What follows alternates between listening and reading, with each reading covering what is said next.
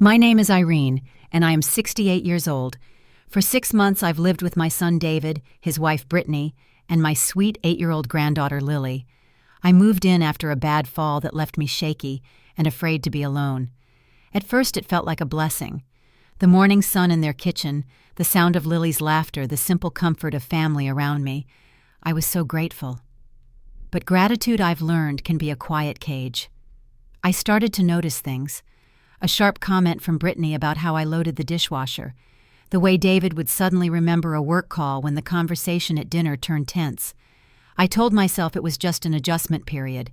We were all getting used to each other. I was wrong. Before I share what happened at that dreadful dinner, I am curious to know where you are joining me from today. Please let me know in the comments below. And if you have ever felt yourself becoming a ghost in your own home, please press that like button and subscribe to this channel. My story is about to take a very difficult turn.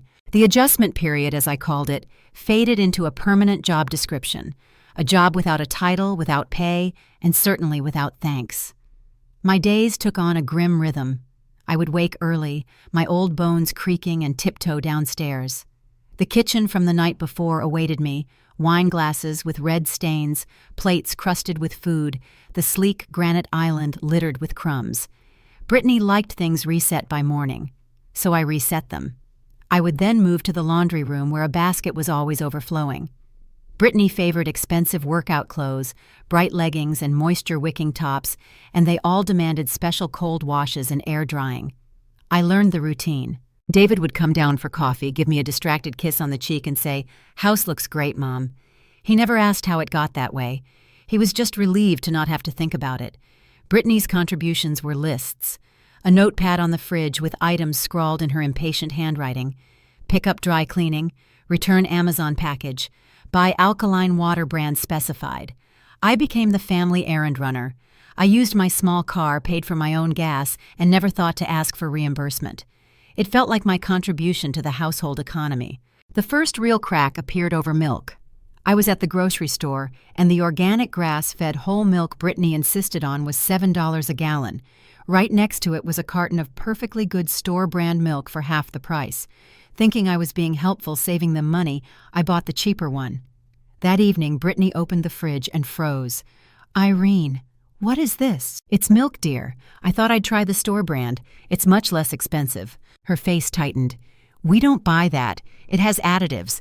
Lily drinks this milk. I have a system." She took the carton and poured it glugging down the sink. The sound was like a slap. "Please stick to the list. I don't ask for much." The unspoken words hung in the air. "Just for you to not be a burden." I apologized. Of course I apologized. "I'm sorry, Brittany. I didn't mean to upset the system." She nodded a curt, dismissive motion and left the kitchen. I stood there watching the last white drops disappear down the drain, feeling foolish and very, very small. That night, through the vent in my room, I heard the low murmur of an argument. Brittany's voice sharp and clear, and now she's trying to cut corners on our food with what we're spending to have her here. David's reply was a low mumble I couldn't make out. A cold dread settled in my stomach. They were spending money to have me here. I was a line item in their budget. The next day, I began to buy groceries with my own pension money, sneaking the receipts into my purse so Brittany wouldn't see the total. My help had become an expectation, and my presence a financial strain. I was no longer a mother and grandmother in residence. I was a cost-effective live-in housekeeper. The criticism once confined to household management began to bleed into everything else. It was as if my very existence was an ongoing critique in Brittany's eyes. My clothes, for instance. I have always been a simple dresser, comfortable slacks, soft cardigans, sensible shoes. One afternoon I was reading to Lily on the sofa when Brittany came in with a friend, a sleek woman named Amber. "And this is David's mother, Irene," Brittany said, her smile thin. "She's staying with us for a while." Amber gave me a polite once-over. "Lovely to meet you." Later, after Amber left, Brittany stood in the doorway of the living room. "Irene, I don't mean to be rude, but those slacks are rather dated. We have some lovely boutiques in town. Maybe we could update your wardrobe a bit. It would be good for Lily to see her grandmother looking contemporary." The suggestion was delivered like a prescription coded in concern for my granddaughter's aesthetic education. I just nodded, my face hot. Then came the invasion of my room, my sanctuary, the one space that was supposed to be mine. I came back from a walk one day to find the air smelling sharply of lemon cleaner. My bed was made with military precision, not the cozy piled pillows way I liked it. And my nightstand was bare. The framed photograph of my late husband Harold, smiling on our 40th anniversary, was gone. So was the small ceramic dish he'd made for me in a long-ago pottery class where I kept my wedding ring at night. I rushed downstairs, my heart pounding. "Brittany, where are my things?" From my nightstand. She was scrolling on her tablet, not looking up. Oh, I boxed them up. That room needed a refresh. All that clutter was making it feel dark and heavy. It's much more serene now. Feng shui. "They weren't clutter," I said, my voice trembling. "They were my memories." She finally glanced at me, a flicker of impatience in her eyes. "They're in a box in the garage, safe and sound. You can look at them any time." She said it as if she had done me a favor, liberating me from the weight of my own past. I retrieved the box. It felt like retrieving my own bones. I put the photo and the dish back, but the message was seared into me. Nothing in this house was truly mine, not even my memories. They were subject to Brittany's approval, to her concept of serenity. I tried to talk to David. We were in the backyard and he was pretending to check the grill. David, about my room. I felt a bit upset that Brittany went through my personal things. He kept his eyes on the cold grates.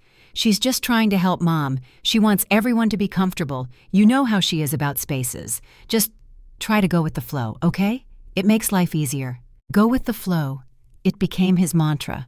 My feelings, my discomfort were just rocks in the stream of their convenient life, and I was supposed to let them wash over me. The only pure joy I had left was Lily. She was a quiet, observant child who loved stories. She'd curl up next to me and ask Grandma, "Tell me about when Daddy was little." And I would. I'd tell her about David building forts in the living room, about his pet hamster that escaped about the time he tried to bake me a birthday cake and use salt instead of sugar. Her eyes would light up, and for a moment the heavy air in the house would lift. Brittany found us one evening lost in a story about David learning to ride a bike. She stood in the doorway, her arms crossed. "Lily, it's time for your math tutor. Irene, she needs to focus on her academics. These little fairy tales are a distraction." She didn't call them stories. She called them fairy tales, as if the truth of my life, of her husband's childhood, was mere fiction. Lily slumped away, and my last connection to joy in that house was severed. The final straw before the breaking point was a glass of cranberry juice. I was carrying it from the kitchen to the living room. My hand, which sometimes trembled since the fall, gave a little jerk. A splash no more than a tablespoon landed on the edge of the pristine cream-colored area rug Brittany had just had delivered. It was a small, dark burgundy spot. Brittany saw it. Her scream was guttural animal. "No, my rug. Do you know what this cost?" She ran over, dropping to her knees, dabbing furiously with a napkin which only spread the stain. "You clumsy. You can't be careful for 1 second. Everything in this house is new. Everything is expensive. And you just destroy it." I stood frozen, the glass shaking in my hand. "I'm so sorry, Brittany. It was an accident. I'll clean it. I'll pay for it to be cleaned." "You can't pay for it!" she shrieked, tears of rage in her eyes. "You can't pay for anything. That's the whole point." She stormed upstairs, leaving me alone with the accusing spot on the rug. David came home later to find me silently scrubbing the spot with a specialized cleaner I'd looked up online. He sighed a deep, weary sound. "Mom, oh Mom." That rug meant a lot to her. "It was an accident," I whispered, my tears mixing with the cleaner. "I know," he said, putting a hand on my shoulder. "But maybe, just be more careful, okay? Please." In that moment, as my son asked me to be more careful in my own son's home, something in me hollowed out. I was no longer a person who had accidents. I was a liability, a walking, trembling hazard. The air in the house wasn't just thick anymore, it was suffocating. And I knew with a certainty that chilled me that the pressure would keep building until something or someone shattered. Friday nights were supposed to be for family. I decided to cook David's favorite meal, a beef stew. His father had loved a recipe that simmered for hours and filled the house with a smell that felt like love. It was a peace offering, a white flag raised from the depths of my loneliness. I spent all afternoon chopping vegetables, browning the meat, carefully seasoning the broth. When they all came to the table, the atmosphere was already brittle. Brittany sat scrolling through her phone, her jaw set. David looked exhausted, his shoulders slumped. Only Lily seemed present, swinging her legs under the table. "It smells good, Grandma," she said softly. "Thank you, sweetheart." We ate in near silence, the only sounds the clink of silverware. David made a few comments about a difficult client. I asked about Lily's school play. Brittany put her phone down with a definitive tap. "Irene," she said, her voice cool and flat. "Before you get too settled, can you take the laundry basket from the hallway? It's full, and it's starting to smell. It's been sitting there since this morning." The request, its timing, its tone, it was a deliberate barb. I looked at my half-finished stew at the single moment of normalcy I had tried to create. "Of course," I said, my voice quiet. "But can it wait until after dinner? This stew is best when it's hot." She slammed her palm on the table. The glasses jumped. Lily flinched. "It needs to be done now. I asked you this morning. Are you incapable of following simple instructions? It's useless." The word hung in the air. Useless. David stared intently at his plate, a flush creeping up his neck. He did not look at me. He did not defend me. A cold numbness spread from my core. Wordlessly, I pushed my chair back and walked to the hallway. The white plastic basket was overflowing, stuffed mainly with Brittany's workout clothes and towels. It was heavy. I hauled it back into the kitchen, the weight straining my bad hip. I set it down gently by the basement door. "Not there!" Brittany yelled, leaping from her chair. "Take it down to the basement. Now don't you think—" Something snapped. A lifetime of patience, of bending, of going with the flow, finally reached its limit. I looked at her, and for the first time I did not see an intimidating daughter-in-law. I saw a bully, and I was tired. "I am having dinner," I said, my voice low but clear, with my family. That did it. Her face contorted with pure, unfiltered fury. She snatched up the heavy, dirty laundry basket. "This is your family," she screamed, and then she hurled it with all her strength directly at me. Time slowed. The basket spun in the air, a blur of white plastic and colored fabric. It connected with my left hip, the same hip I'd broken with a sickening solid thwack. Pain, sharp and deep, radiated through my side. The basket clattered to the floor, spilling its contents. Dirty socks, sweat-stained leggings, damp towels across the clean kitchen tiles right at my feet. She stood there panting. "And you are nothing but a burden, a useless burden." The physical pain was secondary. The real agony was in the silence that followed. I looked at my son, my only child. His head was bowed. He wouldn't meet my eyes. Then, in a voice choked with shame and cowardice, he spoke to his placemat. "Mom, you should have just listened to her." In that instant, every illusion shattered. The love I thought was here, the respect, the basic human dignity I deserved, it was all gone, washed away by a torrent of spite and a son's betrayal. But from the ashes of that pain, a new feeling ignited. It wasn't anger. It was a profound, crystalline clarity. The pain in my hip was a hot pulse, but I ignored it. I straightened my spine slowly, deliberately. I looked at David, who finally raised his eyes to mine, his face a mask of miserable confusion. I turned my gaze to Brittany, who now looked slightly shocked at her own actions, a flicker of fear behind the anger. The air was electric with what I was about to do. I did not yell. I did not cry. I spoke 3 words clear and resonant as a bell in the wrecked silence of the kitchen. "I am leaving tomorrow." The words seemed to physically strike them. David blanched. "Mom, you can't. You don't. You have nowhere to go." That I said, my voice steady, is my problem to solve. But I will not spend another night in this house where I am treated like refuse. I am your mother, not a maid, not a burden. Brittany found her voice a defensive, sputtering sound. You weren't—" I cut her off. I had never interrupted anyone in this house before. "No. You have said everything you need to say. And you—" I turned back to David, my heart breaking even as I said it. "You have shown me exactly where you stand." I did not look at the spilled laundry. I did not look at my ruined dinner growing cold on the table. I did not even look at little Lily, whose wide, terrified eyes I could feel on me. I turned, and with as much dignity as my aching body could muster, I walked out of the kitchen. I climbed the stairs, each step sending a jolt through my hip, but I did not falter. I walked into the bedroom that was never really mine, and I closed the door softly behind me. Then, and only then, did the trembling start. It began in my hands and moved through my whole body, a seismic release of months of pent-up hurt and humiliation. But beneath the tremors was a solid core of resolve. I had said it. I had drawn a line. The 3 words were not a threat born of hysteria. They were a declaration of independence forged in the fire of utter disrespect. The house below was a tomb of hushed, frantic sounds. I heard the low, urgent rumble of an argument, Brittany's voice rising in defensive spikes, David's voice a strained, pleading baritone. I couldn't make out the words, and I didn't want to. Their negotiations were no longer my concern. I sat on the edge of the bed, the floral duvet cover Brittany had chosen feeling alien under my hands. I needed to move. Action was the only antidote to the shock. I dragged my old suitcase from the back of the closet. It was dusty. I opened it on the bed, the faint smell of mothballs and old journeys wafting out. What did I own that was truly mine? Not the furniture, not the decor. My life had been condensed, edited down by Brittany's whims. I started with the box from the garage, the one labeled clutter in her handwriting.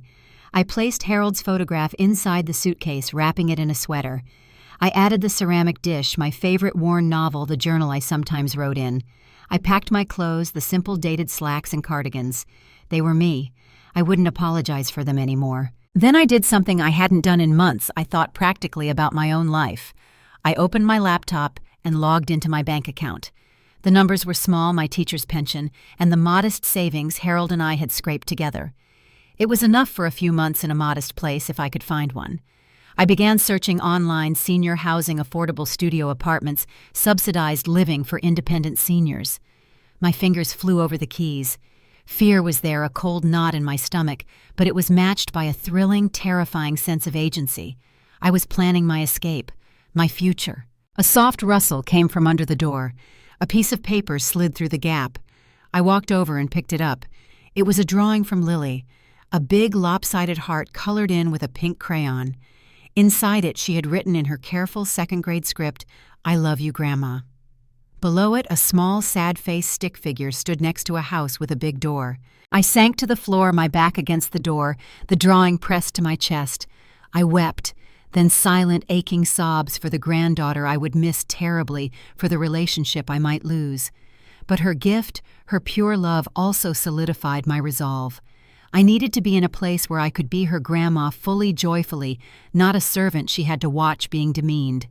I needed to show her, even if she didn't understand it now, that no one should ever accept being treated this way. The night was long and sleepless.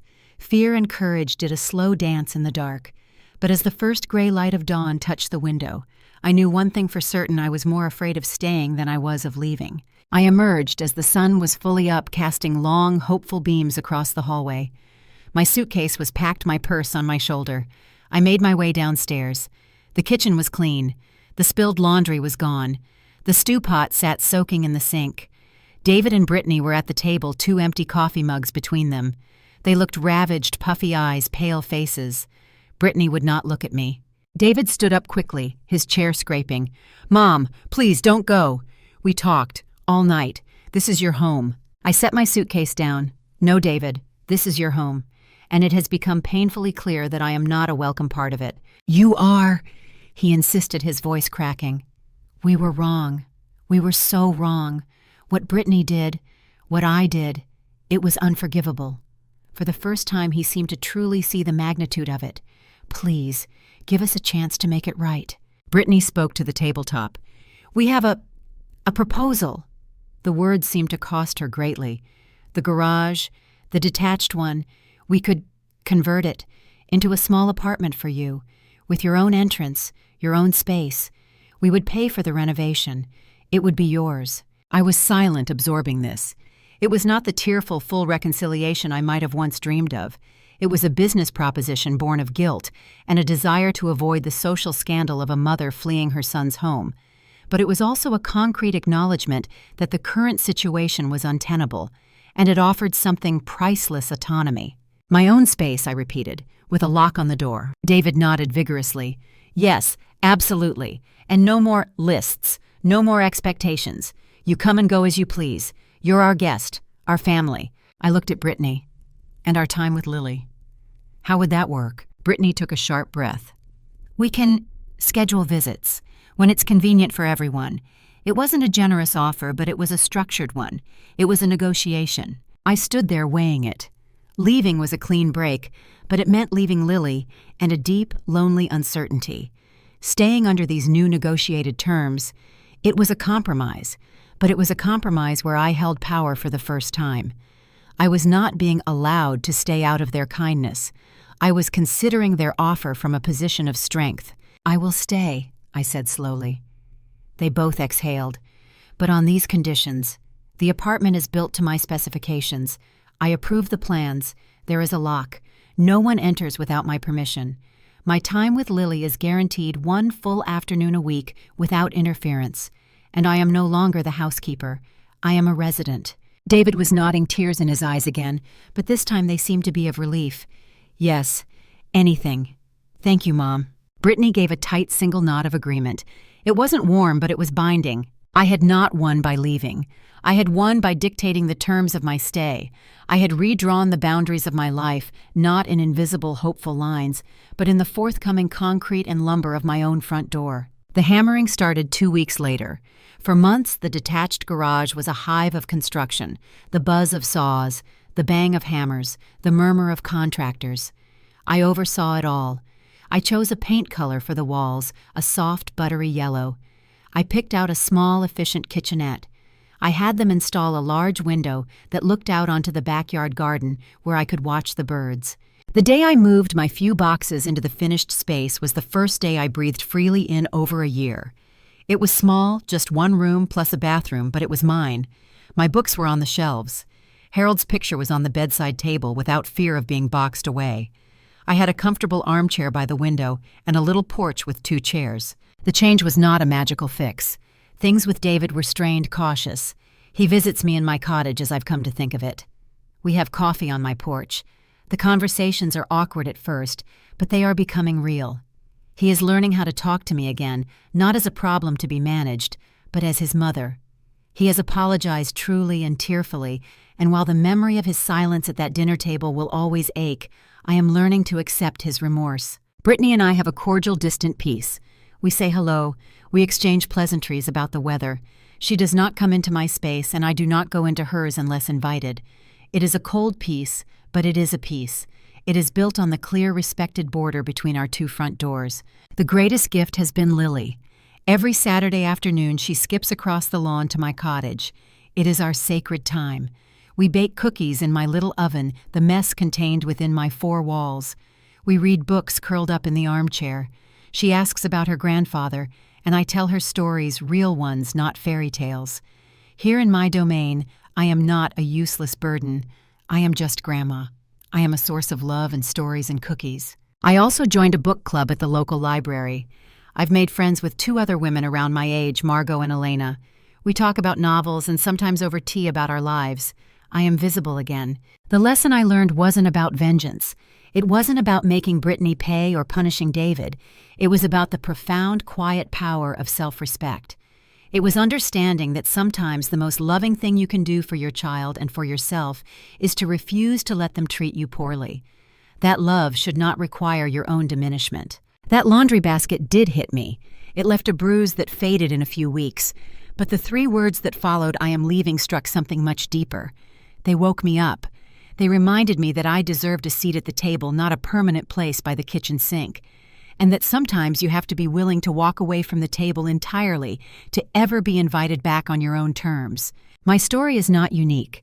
So many people, especially as we get older, feel ourselves shrinking to fit into the spaces others allow us. We become afraid to be a bother. We swallow our hurt to keep the peace. But peace that costs you your dignity is no peace at all. It is a slow surrender. I want to ask you, those of you listening, have you ever had to redraw a boundary with someone you love? How did you find the courage your stories matter? Please share them in the comments below.